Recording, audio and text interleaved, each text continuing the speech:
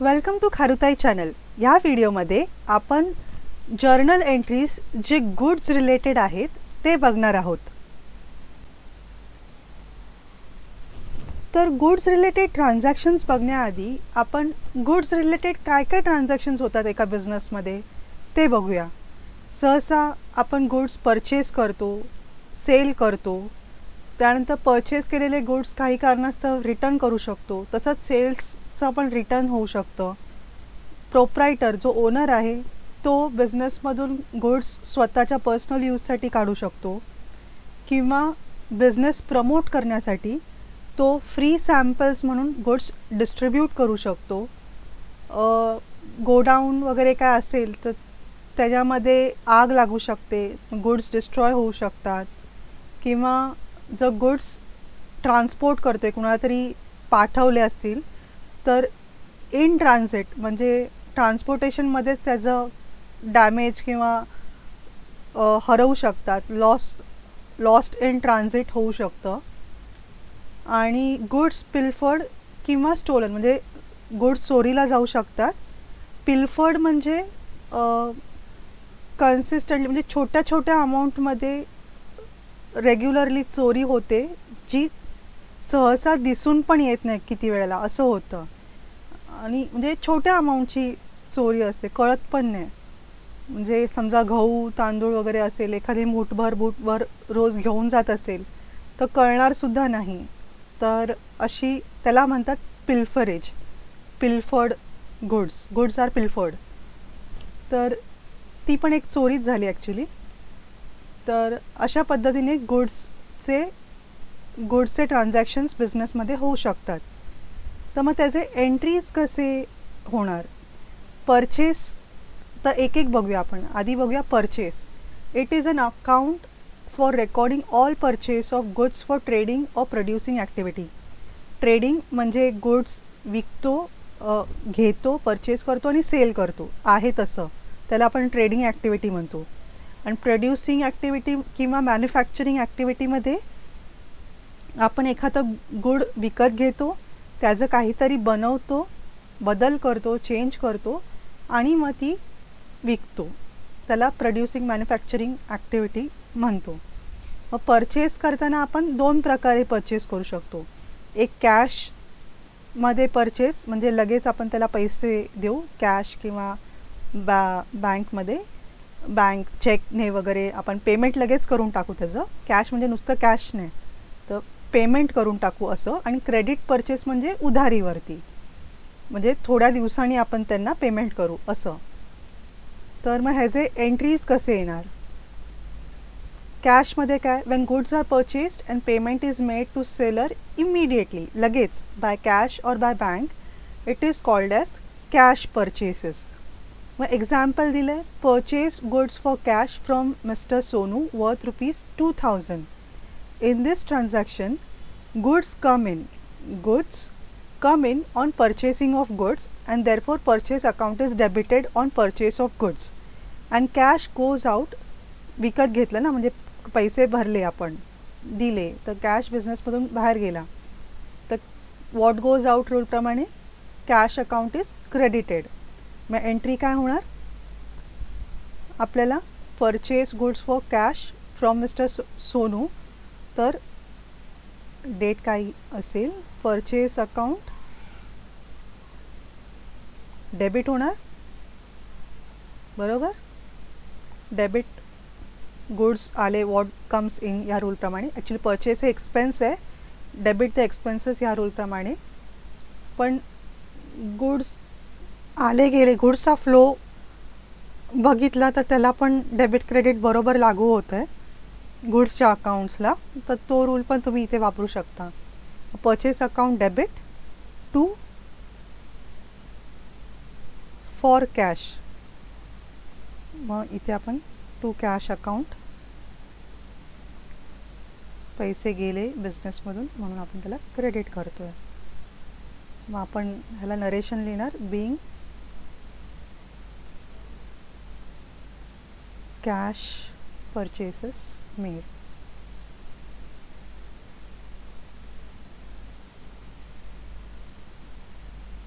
From Sonu वगैरे पण details लिहू शकता. ओके.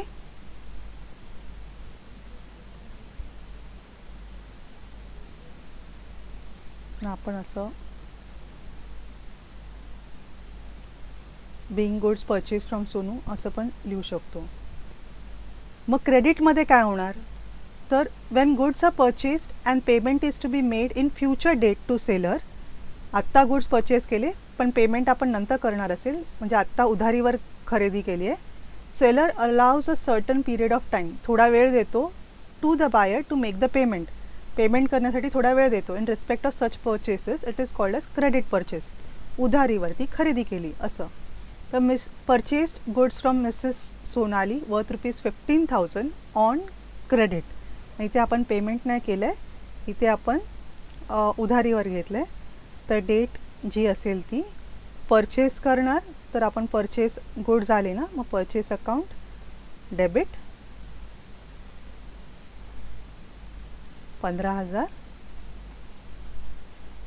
टू आता क्रेडिट द गिवर. सोनाली काय आहे क्रेडिटर आहे ना आपली, तिने उधारीवरती आपल्याला गुड्स विकले. तर क्रेडिट द गिवर या रूलप्रमाणे आपण सोनाली अकाउंटला क्रेडिट करणार.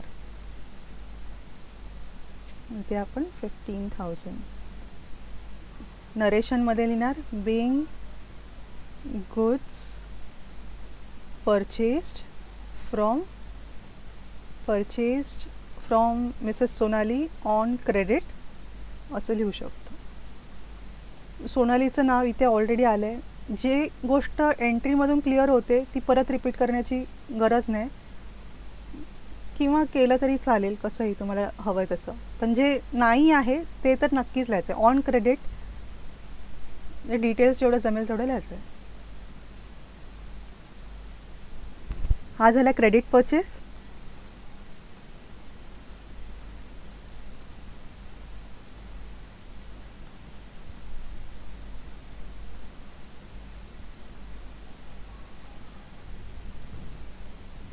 आता आपण बघूया परचेस रिटर्न. आता बघूया परचेस रिटर्न का होतात. म्हणजे आपण परचेस केलं पण आपण गुड्स आपल्याला काही गुड्स आपण रिटर्न केले, तर काय कारणं असू शकतात. तर गुड्स आपल्याला जो सॅम्पल पाठवला होता त्याप्रमाणे गुड्स आलेले नाही आहेत, तर आपण गुड्स रिटर्न करू शकतो. जे गुड्स आले ते हलक्या दर्जाचे आले, इन्फिरियर क्वालिटी, चीप आलेत, तर आपण रिटर्न करू शकतो. डॅमेजेस म्हणजे ट्रान्झिटमध्ये डॅमेज झालेत, म्हणजे आपल्याला मिळाले ते गुड्स डॅमेज्ड होते, तर रिटर्न करणार.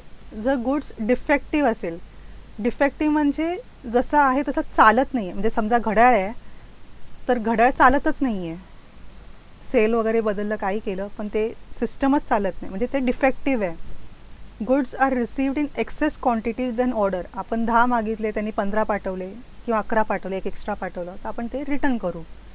Delay in supply of goods म्हणजे आपल्याला एखाद्या गोष्टीचं प्रोडक्शन करायला गुड्स हवे होते पण त्यांनी जर वेळेत दिलंच नाही, तर मग आपण त्याला रिजेक्ट करू शकतो. त्यांना सांगितलं असेल आपण की ह्या टायमात असेल तरच आम्ही घेणार, तर आपण रिटर्न करू शकतो. Thus when goods purchased are return to the supplier it is called as return outward. मी हे नेहमी सांगितलं आहे, गुड्सचा फ्लो कुठे आहे, बाहेर.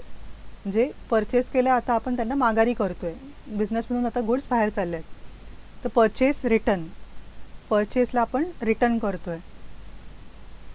तर हे दोन नाव अर्थ सेमच आहे, पण दोन वेगळ्या ह्या नावाने करू शकतो आपण अकाउंट क्रिएट.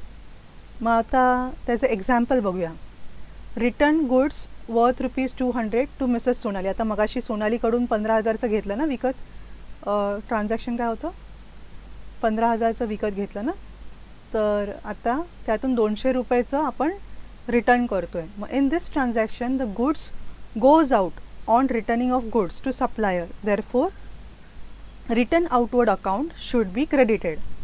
वॉट गोज आउटला आपण क्रेडिट करतो, म्हणून तो गुड्सचा अकाउंट आपण क्रेडिट करणार. त्याचं नाव रिटर्न आउटवर्ड अकाउंट किंवा परचेस रिटर्न असं आपण घेऊ. मग आपण एंट्री कशी पास करणार, जी डेट असेल ती. आता इथे सोनाली रिसिवर ऑफ बेनिफिट आहे, म्हणून आपण सोनालीला डेबिट करणार. सोनाली अकाउंटला डेबिट करणार. क्रेडिटवर आहे ना, घेतलं होतं आधी आणि आता त्यांना आपण तेव्हा क्रेडिट केलं होतं, आता डेबिट करणार. तेव्हा क्रेडिट केलं होतं ना, आता त्याचं रिव्हर्स एंट्री पास करायची आपल्याला. कशी? सोनाली अकाउंट डेबिट 200 रुपये टू परचेस, नुसतं लिहिण्यापेक्षा परचेस रिटर्न अकाउंट असं आपण लिहू. किंवा त्याला त्यांनी दुसरं पण नाव दिलं आहे, और रिटर्न आउटवर्ड अकाउंट हे पण चालेल. Being goods return to goods returned to Mrs Sonali. प्रत्येक वेळेला वेगवेगळं अकाउंटचं नाव नाही बदलायचं. आता इथे आपण सोनाली वापरले, इथे मिसेस सोनाली नाही वापरले, तर त्या सममध्ये तेच अकाउंटचं नाव ठेवायला बघायचं, सोनाली. एक्झाममध्ये दोन्ही लिहू नका, काहीतरी एक लिहा, परचेस रिटर्न लिहा किंवा रिटर्न आउटवर्ड लिहा आणि तेच प्रत्येक वेळेला लिहा.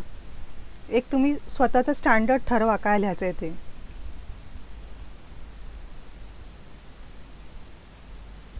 मग हे असं आपलं final being goods return to Mrs Sonali आणि मग एंडिंगला लाईन.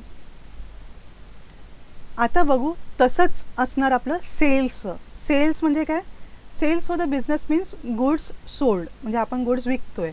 ते पण परचेसप्रमाणेच दोन टाईपचे आहे, कॅश सेल्स आणि क्रेडिट सेल्स. तर तुम्हीच सांगा, कॅश सेल्समध्ये काय होणार?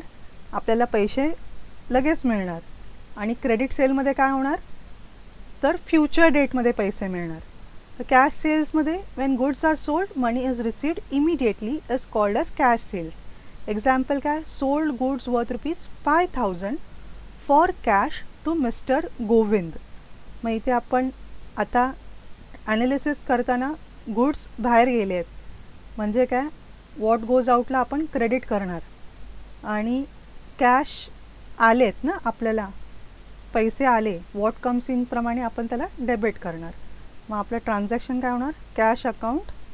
समजा त्यांनी चेक दिला असेल तर बँक अकाउंट लिहिणार आपण. UPI पेमेंट वगैरे काय दुसरे काय मेथड दाखवलं असेल तर ते बँक त्याप्रमाणे दाखवणार. तर इथे cash account debit 5,000 to goods. आता हे आपण काय केलं आहे? गुड्स सोल्ड, मग त्याला आपण सेल्स अकाउंटचं नाव देणार. टू सेल्स अकाउंट 5,000 आणि नरेशनमध्ये लिहिणार being goods sold to mister Govind.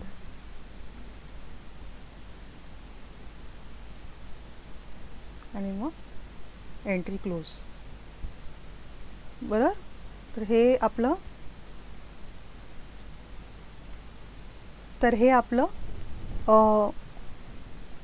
Cash sale झालं. मग क्रेडिट सेल्स काय? आता इथे when goods are sold and money will be received on future date it is called as credit cells.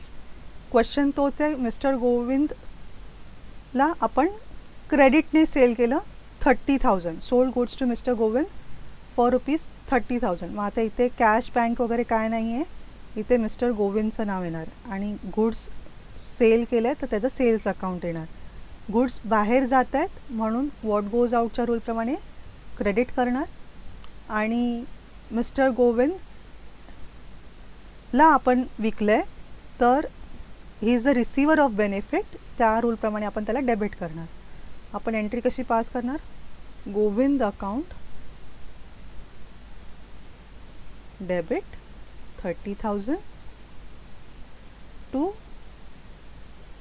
Cells account 30,000. Actually sales ही आपली income झाली. इन्कमला सुद्धा आपण क्रेडिट द इन्कम्स करतो, पण हे गुड्ससाठी आपण इन अँड आउट करायला गुड्स रिलेटेड अकाउंट्स असेल तर त्याला इन आणि आउटप्रमाणे डेबिट क्रेडिट करायला सोपं जातं, तर तुम्ही तो रूल पण इथे वापरू शकता. मग पुढे येणार आपलं narration. Being goods sold on credit to mister Govind.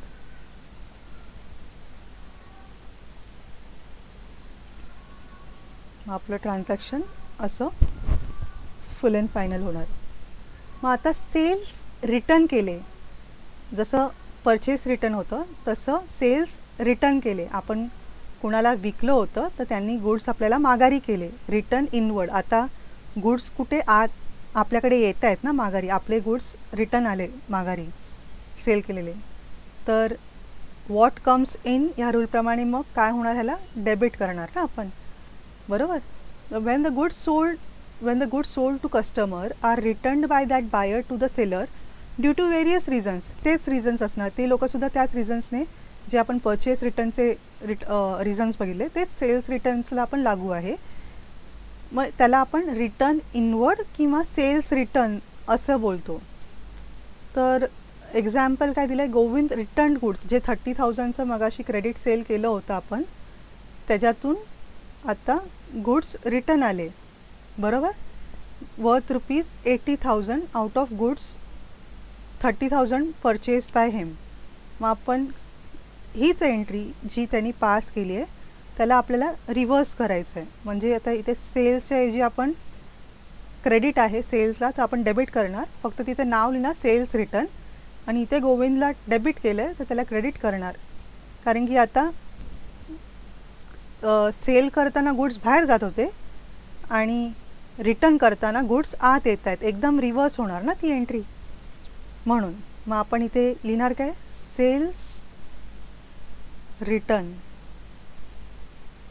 जे गुड्स माघारी आले ना, म्हणून डेबिट वॉट कम्स इन चा रूल. किती आले, 8,000चे रिटर्न्स आले, 8,000 टू गोविंद अकाउंट. तिथे मी गोविंद अकाउंट केलं होतं, मिस्टर गोविंद नाही. अकाउंटमध्ये नाव जेवढं शॉर्टमध्ये असेल तेवढं शॉर्ट लिहायला बघायचं, कारण जागा कमी होते ना आपली. आणि मग नरेशनमध्ये बिंग गुड्स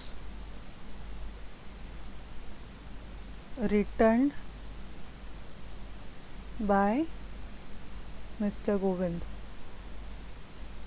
काय कारण दिलं असेल तर ते कारण पण पुढे येईल आणि क्लोज.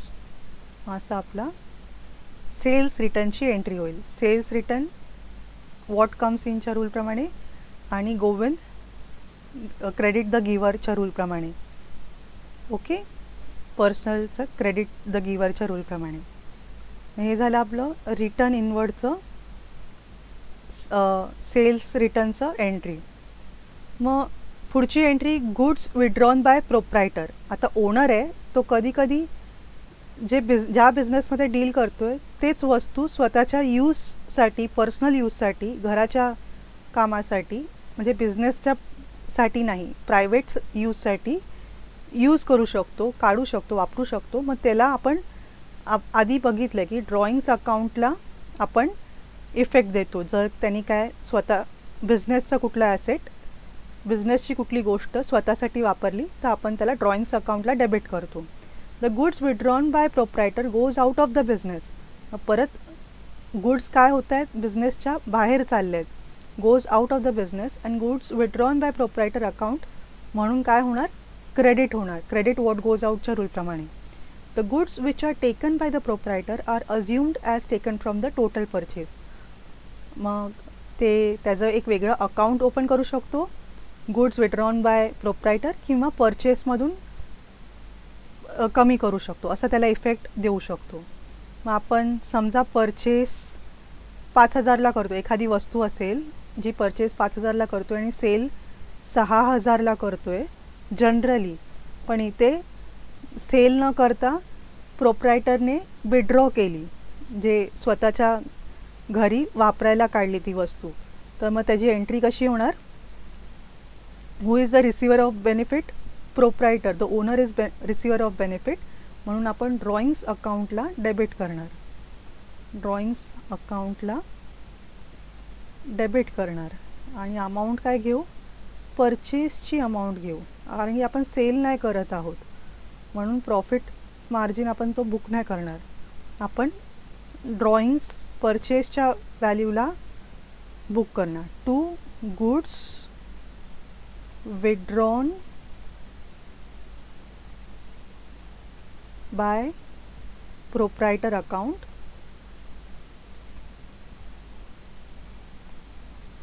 किंवा परचेस अकाउंट. जे परचेस अकाउंटला आपण एरवी डेबिट करतो तर ह्याला परचेस अकाउंटला आपण रिव्हर्स करतोय, कारण की ते गुड्स जे परचेस केले ते बिझनेसमधून आपण काढले म्हणून ते परचेसेस कमी करतोय. Being goods withdrawn for personal use.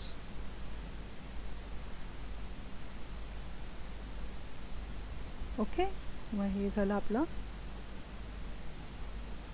Entry झाली.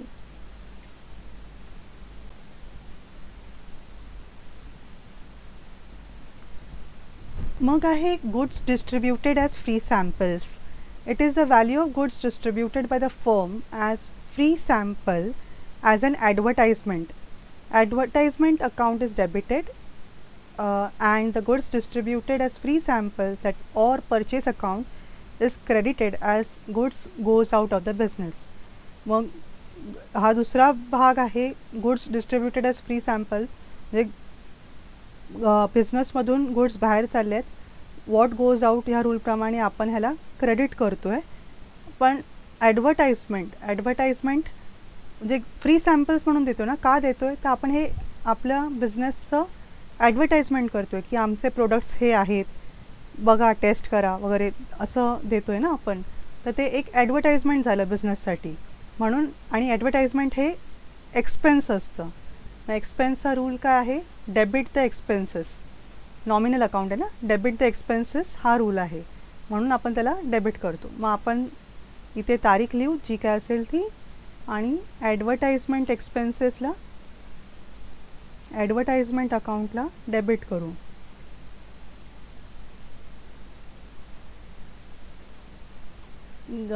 समजा 1000 रुपीज किंवा 10,000 रुपीज जे काय असेल ते to goods distributed as free samples account. हा अकाउंट लिहिलं तर बरं पडतं ना, म्हणजे आपल्याला कळतं की आपण गुड्स कशामुळे म्हणजे परचेसला रिव्हर्स केलं. इथं म्हणजे समजा त्यांनी दुसरं ऑप्शन परचेसला क्रेडिट करायचं आहे, म्हणजे आपण परचेस अकाउंट जे डेबिट केलं त्याला आता क्रेडिट करून रिव्हर्स करतो आहे. तर त्यात कळत नाही ना आपण काय काय रिव्हर्स केलं, कशाला का रिव्हर्स केलं आहे, परचेस कमी का केलं ते लगेच कळत नाही. अकाउंट सेपरेट बनवलं त्या नावाचं तर आपल्याला कळतं की कशामुळे कसला इफेक्ट आहे, लगेच अकाउंटच्या नावावरून आपल्याला कळतं. म्हणून अकाउंट वेगळा लिहिलेला बरं आहे. Goods distributed as free samples असं अकाउंट केलेलं बरं आहे. बघा तुम्हाला जे कम्फर्टेबल असेल ते, कारण की दोन्ही पण बरोबर आहे. बीइंग नरेशनमध्ये लिहू, बीइंग गुड्स डिस्ट्रीब्युटेड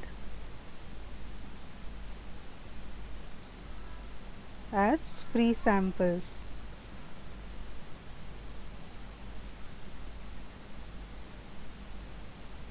ओके, मग हे झालं गुड्स डिस्ट्रीब्युटेड ॲज फ्री सॅम्पलची एंट्री. ॲडव्हर्टाइजमेंट नॉमिनल अकाउंट आहे म्हणून आपण त्याला डेबिट करतो आहे आणि गुड्स वॉट गोज आउट ह्या रूलप्रमाणे आपण क्रेडिट करतो आहे. किंवा परचेसला क्रेडिट करून आपण आधी जी डेबिट एंट्री पास केली होती ती रिव्हर्स करतो आहे. Any one method. मग पुढचं आहे goods destroyed by fire or accident. ह्याच्यामध्ये 3 प्रकार होतात. If goods are destroyed by fire or accident it is a physical loss of goods for which loss by fire account is debited. म्हणजे एक काय होतं की लॉस बाय फायर होतं, हे लॉस आहे म्हणून आपण त्याला डेबिट करतो. आपण नॉमिनल अकाउंटमध्ये काय बघितलं आहे, debit the expenses and losses. मग हा एक प्रकारचा लॉस आहे, त्यामुळे लॉस बाय फायर अकाउंटला आपण डेबिट करतो. And since goods goes out of business, what goes out ह्या रूलप्रमाणे goods destroyed by fire account ह्याला आपण क्रेडिट करतो. गुड्स डिस्ट्रॉईड बाय फायर अकाउंटला आपण क्रेडिट करतो किंवा परचेस अकाउंटला क्रेडिट करतो. आपण परचेस अकाउंटला कधी कधी क्रेडिट करतो आहे, जिथे जिथे सेल्स झाला नाही आहे तिथे, म्हणजे वेगळ्या कारणा सेल सोडून इतर कारणास्तव गुड्स बिझनेसमधून बाहेर गेले तर त्याला आपण ते स्पेसिफिक नाव देतो आहे, goods destroyed by fire, goods withdrawn by proprietor, goods distributed as free samples. किंवा त्याला परचेस अकाउंटला क्रेडिट करून, जे आधी आपण परचेस करताना डेबिट करतो ना, त्याला क्रेडिट करून ते रिव्हर्स करतो आहे, असं आत्तापर्यंत आपण पाहिलं आहे. तर ते दोन्ही ऑप्शन ओके आहेत. मग गुड्स डिस्ट्रॉईड बाय फायरमध्ये 3 प्रकार आहेत. एक काय, गुड्स अनइन्शोर्ड असू शकतात, मग तो जो लॉस झाला तो सगळा लॉस झाला. आणि गुड्स इन्शुअर असू शकतात, मग त्याच्यामध्ये काय होऊ शकतं की जेवढा लॉस झाला तो पूर्ण इन्शुरन्स कंपनीकडून मिळाला, म्हणजे काय की फुल क्लेम झालं एक्सेप्ट. तर मग सगळा लॉस आपल्याला मग लॉस बाय फायर नाही होणार, मग तो insurance company to goods destroyed by fire असा येणार, कारण की आपल्याला तो लॉस नाही झाला, तो आपल्याला इन्शुरन्स कंपनीकडून वसूल झाला, कॉम्पन्सेट झालं, म्हणून आपण त्याला फुल क्लेम पण कधी कधी काय होतं, सगळा क्लेम एक्सेप्ट होत नाही, पार्ट क्लेम एक्सेप्ट होतो. मग जेवढा इन्शुरन्स कंपनीने दिला तो लॉस नाही आहे, तो कॉम्पन्सेशन आपल्याला मिळतं. आणि जेवढा नाही त्यांनी दिला तो आपला लॉस झाला bye fire, loss by fire, मग ती ही एंट्री येणार. आपण बघू डिटेलमध्ये कसं होणार ते. Wien goods destroyed by fire म्हणजे इन्शोर्ड नसतील गुड्स आणि इन्शुरन्स कंपनीने किंवा इन्शुरन्स असेल आणि कंपनीने क्लेम एक्सेप्ट नाही केला, म्हणजे सगळा लॉस झाला, पूर्ण लॉस झाला, तर मग आपण काय करणार, सगळा loss by fire account, loss by fire अकाउंटला डेबिट करणार. आता समजा 1 लाखचे गुड्स आहेत, आता समजा 1 लाखचे गुड्स आहेत, तर मग आपण 1 लाख डेबिट करणार to goods destroyed by fire.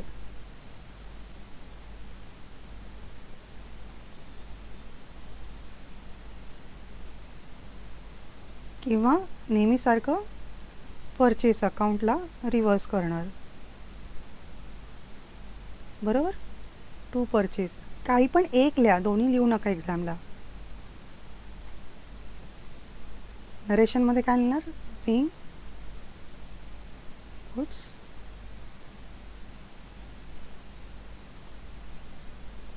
Destroyed by fire and no claim received accepted असं लिहू शकता. म्हणजे काय, असा आपला फुल अँड फायनल एंट्री होईल. मग समजा फुल क्लेम इन्शुरन्स कंपनीने एक्सेप्ट केला, मग तेव्हा काय होणार, इन्शुरन्स कंपनीला डेबिट करणार, इन्शुरन्स कंपनीला डेबिट करणार, कारण की ते आता आपल्याला पे करणार आहेत म्हणून. जनरली रिसिव्हर ऑफ बेनिफिटला आपण डेबिट करतो, पण इथे त्यांना ऑलरेडी प्रीमियम्स वगैरे भरले आहेत, जेव्हा क्लेम येईल तेव्हा आपण त्यांना त्यांच्याकडून येणं असणार, म्हणून आपण त्याला डेबिट करतो आहे. समजा फुल 1 लाखची अमाऊंट एक्सेप्ट झाली आहे, तर 1 लाख होणार टू गुड्स बाहेर चालले, तर to goods destroyed by fire, बिझनेसमधून बाहेर चालले बाय फायर. किंवा परचेस अकाउंट.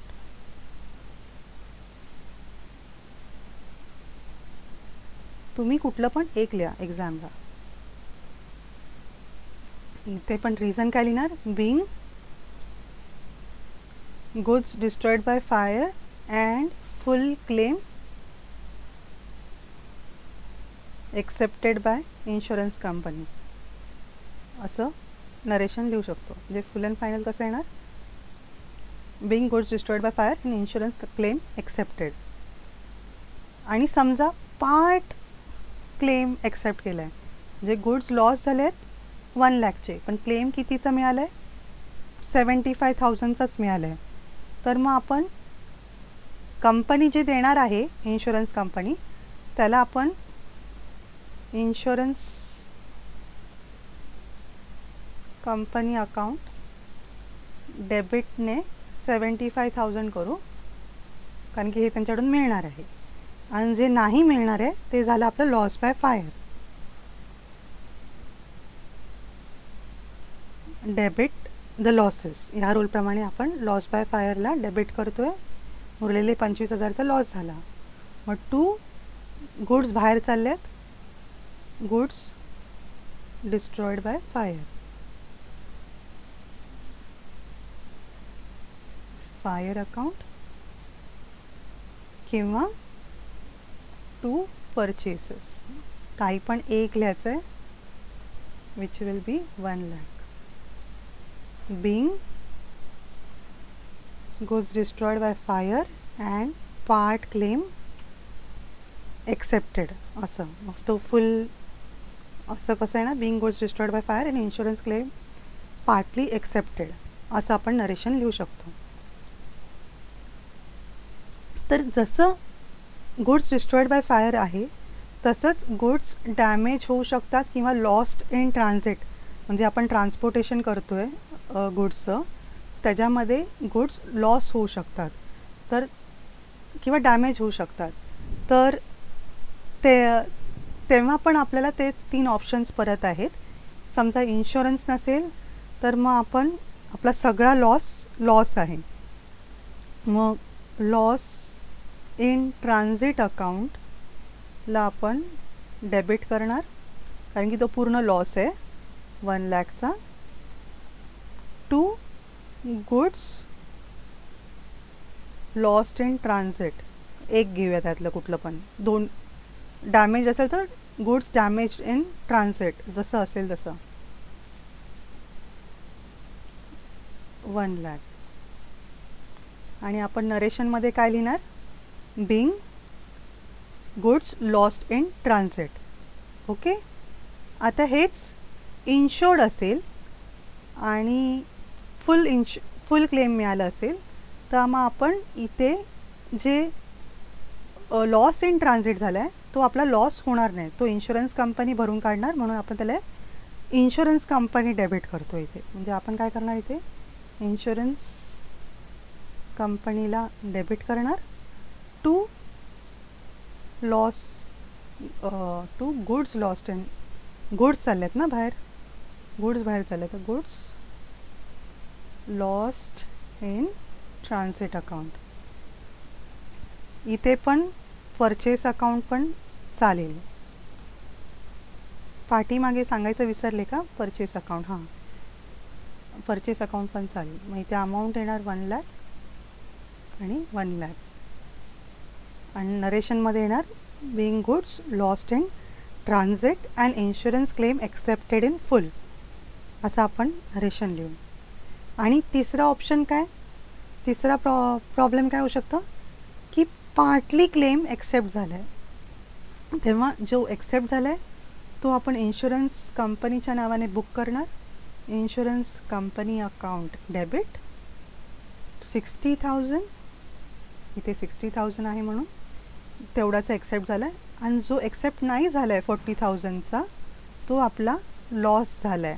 लॉस कशामुळे, इन ट्रान्झिट, बरोबर, म्हणून त्याला आपण डेबिट करतो, डेबिट द लॉसेस या रूलप्रमाणे. ओके. 2 गुड्स बाहेर चालले आहेत, म्हणून 2 goods lost in transit account किंवा परचेस अकाउंट.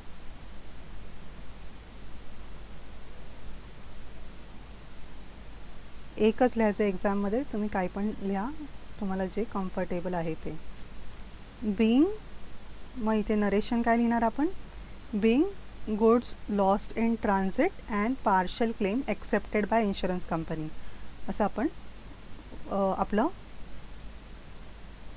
आपलं एंट्री, आपली नरेशन लिहू शकतो. आणि शेवटचं ट्रान्झॅक्शन आहे पिल्फर्ड गुड्स और स्टोलन गुड्स. पिल्फर्ड म्हणजे काय, म्हणजे पण चोरीच झाली, पण ती म्हणजे कशी हळू रोज रोज थोडं थोडं चोरी करत गेले ना की दिसून पण येत नाही अशी चोरी असते ती, त्याला पिल्फरेज म्हणतात. Lost by theft or stolen it becomes physical loss of goods. मग हा पण एक लॉस झाला, त्याला आपण कसं लिहिणार, लॉस बाय थेफ्ट अकाउंट. जे काय आहे, फायरने असेल तर बाय फायर, डॅमेज असेल, लॉस इन ट्रान्झिट असेल तर लॉस इन ट्रान्झिट, जो काय लॉस झाला तो आपण डेबिट करतो. डेबिट, समजा इथे आपण 50,000चे गुड्स आहेत, लॉस झाले. टू गुड्स बाहेरच चालले आहेत, to goods lost by theft किंवा गुड्स स्टोलन किंवा और आपण मग नेहमी जे करतो ते टू परचेसेस. कसंही ह्याचं कुठलं पण एक लिहा, 50,000, आणि मग आपण नरेशनमध्ये लिहिणार being goods lost by theft. तर ह्या सगळ्या एंट्रीजला आपल्याला जर समराईज करायचं असेल तर जर्नल एंट्रीजमध्ये परचेस, आपण जे काय गुड्स रिलेटेड अकाउंट आहे ते ॲक्च्युली बघायला गेलं तर नॉमिनल अकाउंट आहे, तर debit the expenses and credit the incomes ह्याप्रमाणे त्याला इफेक्ट दिला पाहिजे. तर प्रॉफिट अँड लॉस अकाउंटमध्ये त्याचा इफेक्ट जातो. ही एक्स्ट्रा माहिती आहे, पण टेक्स्टबुकमध्ये पण आहे आणि सिम्पल अंडरस्टँडिंगसाठी सुद्धा गुड्सचा फ्लो काय आहे, what comes in what goes out, तो रूल पण आपण इथे एंट्री पुरतं वापरू शकतो. पुढे जे काय करतो त्याप्रमाणे त्याला नॉमिनल अकाउंट पकडायचं आहे, पण फक्त एंट्री मारायला सोपी जाईल, तुम्हाला लक्षात यायला सोपं जाईल, कारण की गुड्स आले गेले हे समजायला सोपं जातं, म्हणून आपण त्या फ्लोप्रमाणे गुड्सचे एंट्रीज पास करतो आहे. मग परचेसमध्ये गुड्स येत आहेत म्हणून त्याला डेबिट करतो आहे, व्हॉट कम्स इन. परचेस रिटर्नमध्ये गुड्स जात आहेत म्हणून त्याला परचेस रिटर्नला क्रेडिट करतो आहे. तर ऑब्व्हियसली परचेस कॅशमध्ये असेल किंवा क्रेडिटमध्ये असेल, कॅशमध्ये असेल तर कॅश, बँक, जे काय असेल ते, आणि जर क्रेडिटमध्ये असेल तर त्या सप्लायरचं नाव. परचेस रिटर्नमध्ये त्याच कॅश असेल तर कॅशने डेबिट करणार, हीच एंट्री रिव्हर्स होते बघा. हे इथे जातं आहे आणि परचेस अकाउंट इथे येतं आहे, फक्त त्याचं नाव बदलतं आहे परचेस रिटर्न म्हणून. मग आणि सप्लायरचं नाव इथे क्रेडिट केलं होतं, इथे डेबिट करतो आहे. इथे तो काय म्हणतो, गिवर ऑफ बेनिफिट आहे म्हणून त्याला क्रेडिट करतो, इथे तो रिसिव्हर ऑफ बेनिफिट आहे म्हणून आपण त्याला डेबिट करतो आहे. त्याच्या उलट सेल्सचं इथे सेल करताना तो रिसिव्हर ऑफ बेनिफिट आहे म्हणून त्याला आपण डेबिट करतो आहे. कॅश और कस्टमर अकाउंटला डेबिट करतो, आणि गुड्स बाहेर चालले आहेत सेल्समध्ये म्हणून त्याला आपण व्हॉट गोज आउट प्रमाणे क्रेडिट करतो. आणि त्याच्या उलट सेल्स रिटर्न असेल तर गुड्स आत येतात, व्हॉट कम्स इन प्रमाणे डेबिट करू. आणि ह्याचाच उलट कस्टमर काय असणार, गिवर ऑफ बेनिफिट आहे म्हणून त्याला क्रेडिट करतो आहे. कॅश व्हॉट गोज आउट ह्या रूलप्रमाणे क्रेडिट होणार.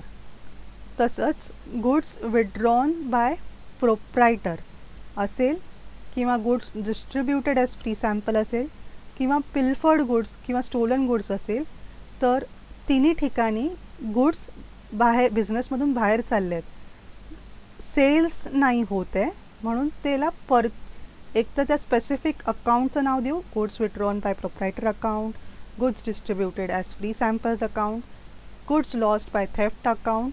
तर अशा पद्धतीने आपण त्याला क्रेडिट करू कारण की गुड्स बाहेर चालले, किंवा परचेस अकाउंट जे आपण परचेस करताना डेबिट केलं असणार त्याला आपण रिव्हर्स करू, ह्याला रिव्हर्स करून, कारण की गुड्स कमीच होत आहेत ना, बिझनेसमधून गुड्स बाहेर चालले आहेत. तर हा झाला क्रेडिट इफेक्ट.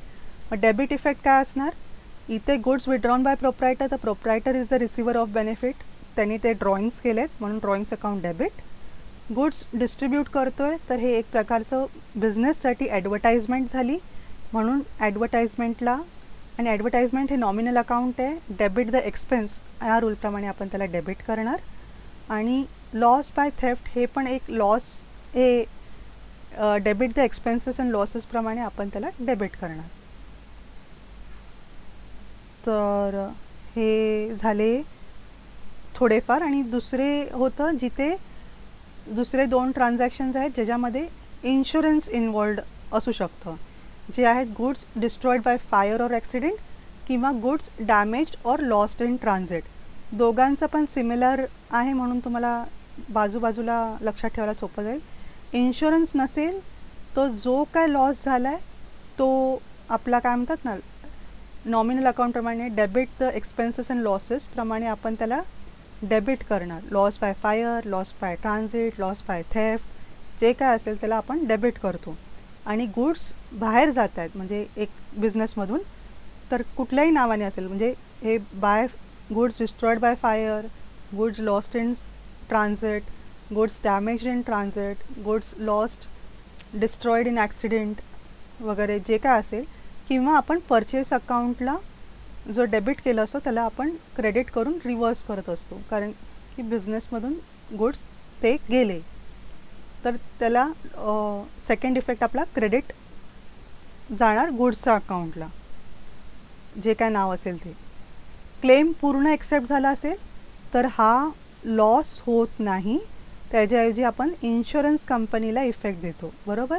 मग ट्रान्झॅक्शन एंट्री सेमच आहे, फक्त लॉसच्या ऐवजी आपण इन्शुरन्स कंपनी आता आपल्याला काय म्हणतात, रिसिव्हर ऑफ बेनिफिट आहे. आपण प्रीमियम वगैरे भरले आहेत ना त्यांना रेग्युलरली, आणि जर क्लेम कधी येतो, इव्हेंट झाल्यावरती, म्हणजे फायरमुळे गुड्स डिस्ट्रॉय झाले, ट्रान्झिटमध्ये गुड्स हरवले, तर त्याला आपण ते लायबल होणार तेव्हा, म्हणून ते डेबिट होणार त्यांना. पार्शल क्लेम एक्सेप्टेड म्हणजे काय, थोडंसं लॉस आणि थोडंसं इन्शुरन्सवाल्या बर्डन बेअर करणार आहे, म्हणून इन्शुरन्स कंपनी जेवढं एक्सेप्ट करते तेवढं इन्शुरन्स कंपनीच्या नावाने डेबिट करणार, आणि जेवढं नाही एक्सेप्ट करत तो आपला लॉस झाला, मग त्या लॉसला आपण डेबिट करणार. मग उरलेलं काय, गुड्स डिस्ट्रॉईड बाय फायर जी काय आहे तेच ट्रान्झॅक्शन, इथे पण लॉजिक, फक्त जेवढं एक्सेप्ट होतं तेवढं इन्शुरन्स कंपनीच्या नावाने, आणि जो लॉस होतं तो लॉस, डेबिट द लॉसेस या रूलप्रमाणे डेबिट केलं जातं. ओके, तर ही झाली जर्नल एंट्रीज जे गुड्स रिलेटेड ट्रान्झॅक्शन्स आहेत त्याची summary. Thank you for watching the video. Summary notes आणि अपडेट्स तुम्हाला टेलिग्राम चॅनलवर मिळतील, आणि आवडलं असेल तर नक्की लाईक करा, शेअर करा मित्रांबरोबर, आणि सबस्क्राईब करा, बेल आयकनवर क्लिक करा पुढचे नोटिफिकेशन्स मिळण्यासाठी. तर भेटू पुढच्या व्हिडिओमध्ये.